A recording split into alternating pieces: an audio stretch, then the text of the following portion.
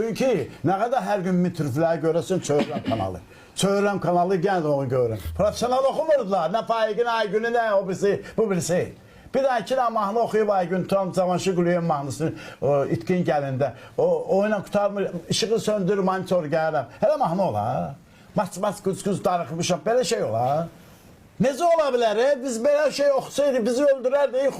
Bədii Şırxud Sovet. Günah o xalq artistlərində də adını çəkdiklərinizdə, yoxsa onları efirə buraxanlarda və ya onlara o adı verənlərdə? Günah onları efirə buraxanlardır. Günah onlara o fəxri adları verənlərdir. Günah onlara nazirdir, mədəniyyət naziri o ad verib onlara. Günah olardı ki, Əli Mirəliyev, Akif İslamzadə qala-qala onlar xalq artistidirlər.